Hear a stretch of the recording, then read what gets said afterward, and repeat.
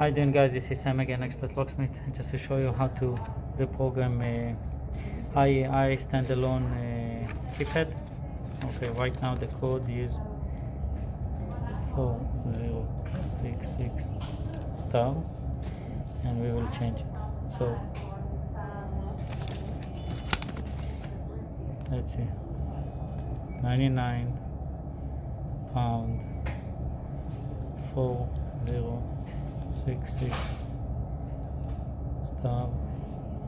The light will start flashing. You press number 1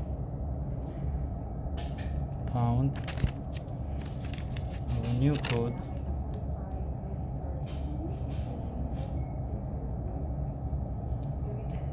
and again the new code, and again start. That should be it. Let's try. And that's it. And old code 4066 doesn't work anymore. So again 3288 start. That's basically it. Thank you again, Sam, Expert Locksmith. Bye bye.